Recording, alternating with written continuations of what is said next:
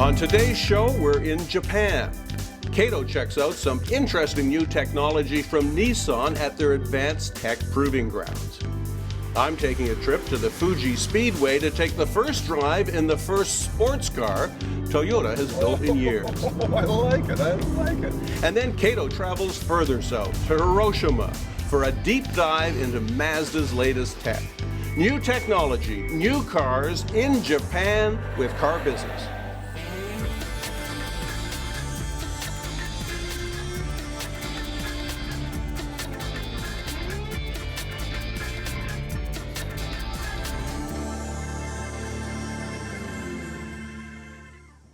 It's a technology race in the auto industry, and here at the Oppama Technical Development Center, well, Nissan's showing off all its latest and coming developments. There's a pile of engineers here. We've got Yusuf Atrak, we've got some of the best engineers in the company, and they're going to explain, lane departure warning systems and continuously variable transmissions, and even a way to recharge your Nissan Leaf electric vehicle without even plugging it in. Let's go have a look. What we're going to test here is something that's going to be pretty fun. I'm going to drive straight at a wall, and something called forward collision avoidance assist is going to take over. It's going to brake the car automatically for me and allow me to avoid crashing into the back end of a brick wall. And then I'll get a little bit of a warning to take my foot off the accelerator, but essentially this is going to protect me from hitting something, whether I'm asleep at the wheel or not paying attention or writing a text message, whatever. That's what this is all about. Now, the system we're going to test here is called Predictive Warning Collision Forward.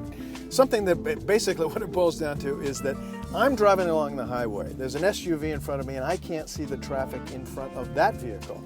Well, if that guy brakes suddenly and the vehicle in front of me veers out of the way, I'm going to be on top of that next vehicle with no preparation. So predictive forward collision warning allows me to get a warning from there's a tug on the seatbelt and there's a light that flashes in the dashboard and there's an audible warning, and that tells me, whoop, the vehicle in front of the vehicle in front of me is braking suddenly.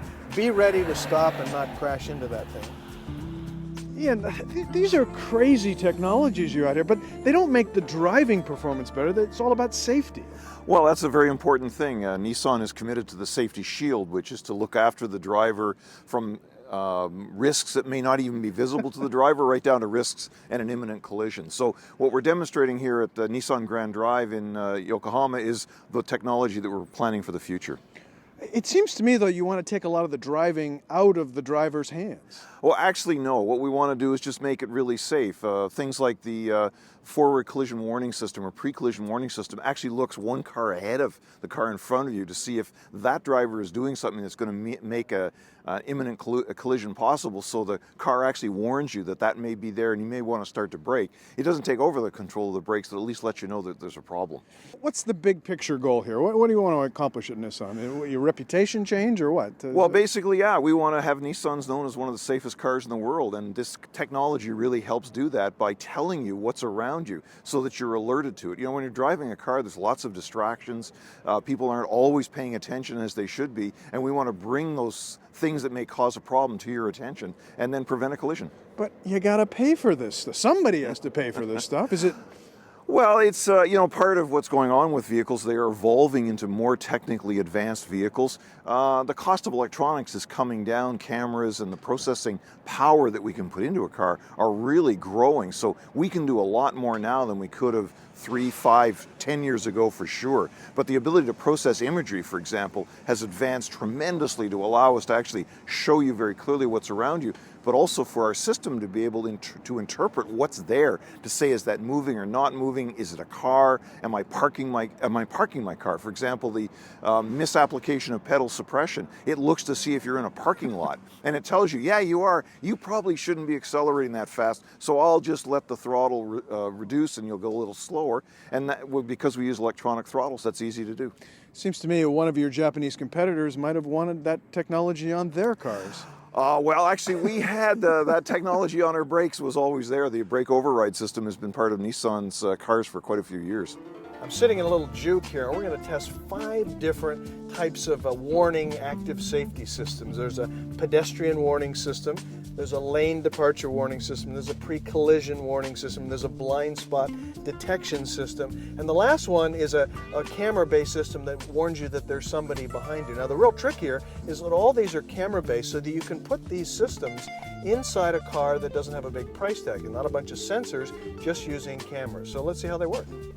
Here we're going to test the pedestrian system, and I'm going to keep it at about 15 kilometers as we go down here, and I'm going to get a warning that tells me, oh, there's a pedestrian coming out, and there it is, and I just stop. Okay, now we're going to have a look at a system that just warns me that there's a collision about to happen, and it's a collision warning system. So we're here in the juke, we're going down the test track, and as I get closer, I should get a warning that I'm getting too close. And there it is, there it is, there it is. Slow down, slow down, slow down. What we've got here is a lane departure warning. And so if I stray off into a lane without warning, it warns me that I just crossed it. So here I'm just drifting into the other lane. Get back into your lane, Cato, get back into your lane. Here, you just drift into the next lane, and this is what happens. Well, this is all about blind spot detection, which is a pretty big deal, especially if you're in a lot of urban traffic. We're going to roll along here about 50, and we're going to see a test vehicle come up behind us and get into my blind spot. And there he is, he's popping into the blind spot, and it shows up on the screen. So now I've got a guy in my blind spot, and if I want to get into the next lane, I'm getting warned not to go there.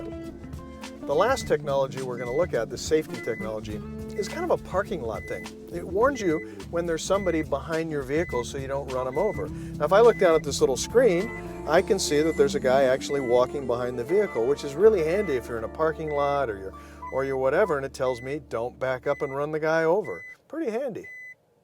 Mark, you know, your company, Nissan, has had technology in the past, but I think you've kept it under a bushel. You haven't really used it as a marketing tool and a way to get at customers. Not yet. I mean, our culture is we don't talk about things until we're actually ready to bring it to market. So you hear us talk about innovation now, and it's about bringing it. We think that's always been in our DNA, but now it's like time to show it.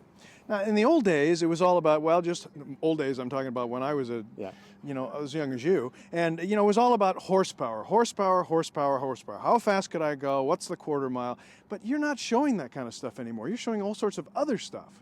We are. I mean, from zero emission technology to navigation systems to driver enhancements. I mean, it's all about now, sure, horsepower, but now we have fuel efficiency. Now we have other things. So you got to do everything. Okay, electric vehicles. The big hassle is plug-ins and recharging. What do? You know, there's different sizes, there are extension cords. Well, Nissan has an answer that simplifies everything. This is it. This is your charging system. It's a wireless charging system, and all you do is back your Nissan Leaf over the top, and the charging happens with 90% efficiency, which means you don't lose a lot of electricity. Just like this.